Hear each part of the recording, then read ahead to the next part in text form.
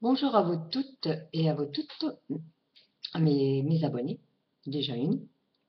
Donc voilà, je reviens pour la suite et la deuxième vidéo euh, de on va dire, mon parcours pour maigrir, on va dire ça comme ça.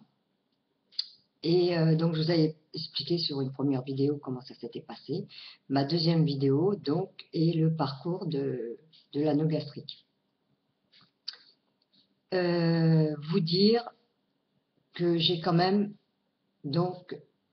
pas mal perdu de poids, puisque j'étais à 117 kg 500 avec un IMC de 46,3, et donc j'avais perdu 25 kg sur 117 kg et des brouettes, 500 ou 300 exactement.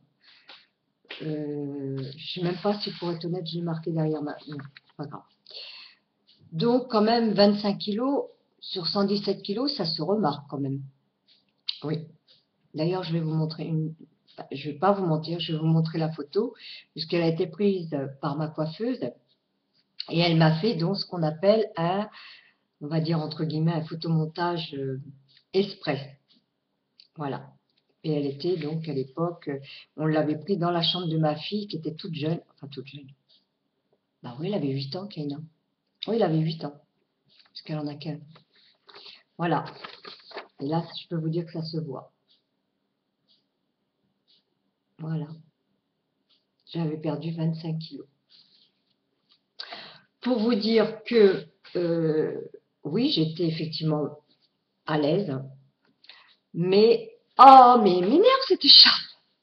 Mais il y avait toujours ce complexe qui me disait dans ma tête, t'es encore grosse. Toujours ce petit, comment dire, cette petite mémoire dans ma tête où quelqu'un me disait, comme si j'avais une deuxième mémoire, on va dire entre guillemets, qui me disait, mais non, non, t'es encore grosse. Donc, voilà, je sais que mon corps s'affinait, mais je n'écoutais pas les gens. Je ne les écoutais pas. J'avais une œillère. Voilà.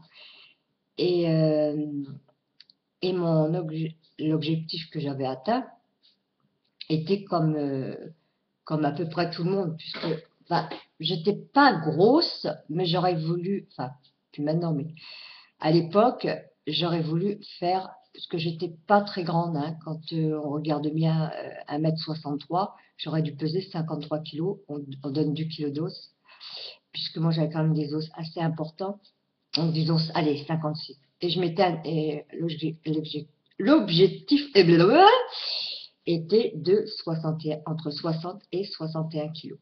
Donc, vous voyez que j'avais quand même encore beaucoup à perdre. Et donc, au fil du temps, bon, voilà, et puis il s'est passé ce qui s'est passé.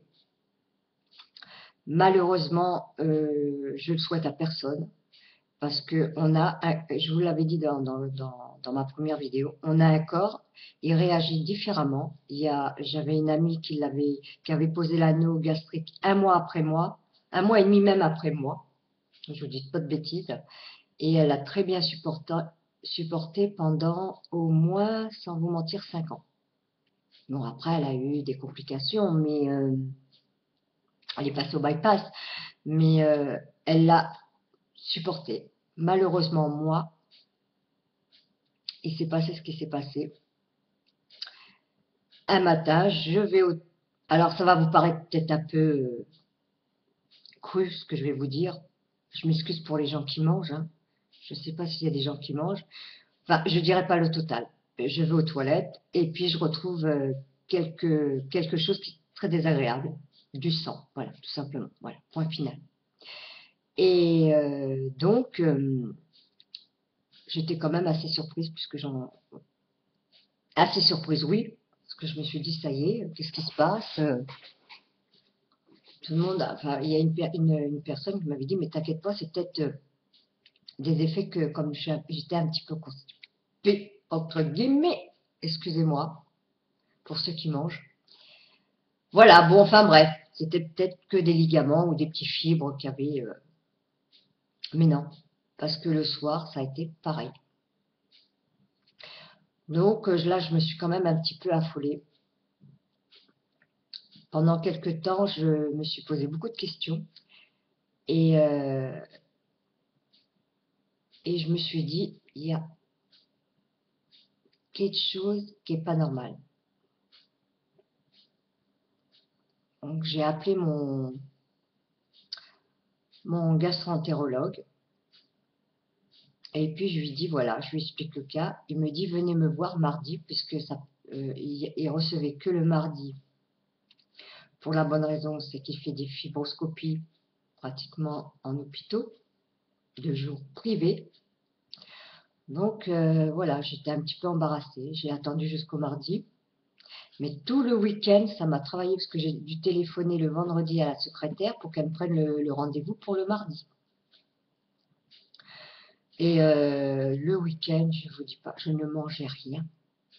Rien. Ça m'a travaillé, mais j'avais un nœud, je pouvais rien avaler. C'est pas difficile, je ne pouvais rien avaler. Bon, enfin bref. Je vais voir mon gastro-entérologue, docteur Basoni, puis je lui explique le cas. Oui, il me dit oui, effectivement. C'est bizarre. Qu'est-ce qu'il vous a dit votre chirurgien? Ben, je dis, je n'ai pas pu le voir, mais je lui ai laissé le message à sa secrétaire. Il m'a dit de vous voir, puisque vous me suivez après l'anneau gastrique, on a toujours le chirurgien, mais on est quand même toujours suivi par le gastro-entérologue, de toute façon. Hein. Faut bien vous dire que l'un dans l'autre ne va. Enfin, en ce qui me concerne, moi, je ne sais pas les autres, votre expérience, mais l'un dans l'autre ne va pas ensemble. S'il y en a un qui ne marche pas, l'autre ne va pas ensemble non plus. Hein. Donc, c'est relié. Et donc, voilà, je lui explique le cas et tout. Et ben, il me dit, bah, écoutez, on va faire une fibroscopie le vendredi. Oui, le vendredi. Et donc, je rentre à la clinique de mai le vendredi matin, à jeun, 7 h du matin.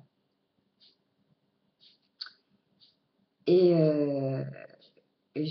donc, voilà, on me fait. Alors, j'ai peut-être des gens qui ne l'ont pas fait, mais moi, je vais demander à le faire, une fibroscopie avec une anesthésie générale. Parce que malheureusement, je fais de la tachycardie et que j'ai mon cœur qui s'emballe pour des crises d'angoisse. Donc, ça fait que, voilà, on n'avait pas tellement le but, et puis même, de toute façon, pour éviter de fatiguer le cœur. Et donc, voilà, donc, je suis restée. Ah, voilà, donc après, j'ai dû peut-être me réveiller à peine, mais 1 heure après quand même. Donc, il devait être 8h30, 9h moins le quart par là. Donc, elle a attendu que je me réveille bien. 9h15, elle m'amène le déjeuner, tranquille, peinard, petite biscotte, tout ça. Léger, hein, je vous le dis tout de suite. Et elle me demandait si je voulais du café, du thé ou du chocolat. Et comme j'avais l'habitude de boire du thé, ben, j'ai dit je veux du thé. Donc, j'ai bu du thé. Thé et une petite biscotte comme ça, sans beurre. J'avais le droit à beurre confiture, hein, mais non, j'attendais surtout les résultats. Donc, rebelote, crise d'angoisse, j'étais crispée, j'étais là. Je me suis dit, qu'est-ce que le docteur Basoni va me trouver? Dans ma tête, je me dis, qu'est-ce qu'il va me trouver? Alors, figurez-vous que je suis sortie, il était 16h de l'après-midi. Donc, mon époux est venu me chercher à 16h de l'après-midi pour me dire que fallait que je me fasse opérer d'urgence. Je faisais une éventration gastro-œsophagienne. Génial. L'anneau avait glissé et avait arraché la rate et comprimé l'estomac et commençait donc à faire ce qu'on appelle une hémorragie interne. Externe. Interne, non, externe. Intérieur, c'est externe. Oui, c'est externe. Et fallait m'opérer d'urgence. Seulement le problème, j'ai dit au docteur Basoni, mais comment ils vont m'opérer en urgence? Je suis serrée à 8. L'anneau gastrique, c'est l'anneau américain. Donc, il se serrait à 12. 8, moi je veux bien, mais bon, en faisant une hémorragie péritonite, m'étonnerait que ça marche. Bon, enfin bref. Je me suis un peu affolée et tout, et puis en fin de compte, il a marqué une urgence. J'étais à l'hôpital, et là, comme par hasard, on aurait dit que vraiment, quand on dit qu'on a le bon Dieu avec soi, mais je vous dis, des fois, je me pose vraiment des questions. Ben, j'ai croisé mon chirurgien dans le couloir au 6e étage. Et je lui dis, bah tenez, bah, j'ai ça à vous remettre. Et puis,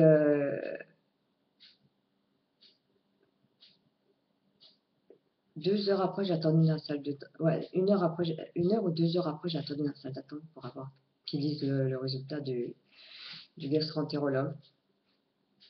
Il m'a dit, Madame Boumaier, vous restez ici. On vous a pris une chambre, vous restez ici. Ah bah oui, mais vous êtes bien gentil, je reste ici, mais j'ai pas j'ai pas de l'âge. Il m'a dit, vous n'avez pas besoin, je vous opère en urgence. Ah bon? Ok, bon, ben voilà. Je suis partie, écoutez-moi bien, je suis partie en urgence. Et 3 heures du matin, j'ai attendu. 3 heures du matin. Ils m'ont pas donné à manger. Ils m'ont fait toute l'après-midi les prises de sang. Le TG. Je pense que quelqu'un sait ce que c'est que le TGD. Voilà. Je ne vais pas le dire dessus, parce que c'est dégueulasse à voir. J'ai passé un scanner, un IRM, la radio des poumons. Enfin, toute l'après-midi, ça a débarqué. J'ai passé, comment on appelle ça? Aidez-moi. Un électroencéphalogramme. Qu'est-ce que j'ai passé encore? J'ai vu la nutritionniste qui m'avait suivi, l'endocrinologue pour les problèmes de sucre. Qu'est-ce que j'ai vu encore? Enfin bref, je crois que tout le monde a débarqué. Et, euh, et à 3 heures du matin, je me suis fait opérer d'urgence. Donc pour eux, 3 heures du matin, c'est comme si vous opérez un malade à 7 heures. Hein, c'est pareil.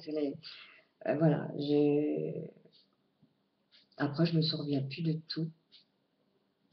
Bah, je vous raconterai la suite dans ma 3e péripétie de vidéo, je pense à mon avis, pour vous dire que bah, après, voilà, il y a eu 6 heures d'ouverture pour arriver à une éventration post-opératoire, une gastrostérotomie, donc plus de rate, plus d'estomac, donc plus de bypass. Donc j'ai une éventration qui part d'ici au thorax jusqu'en bas. Voilà. J'ose pas vous la montrer parce que c'est dégoûtant à voir et puis voilà, je suis pas là pour faire montrer mes désarrois, mais voilà quoi. Donc puis après j'ai eu des complications.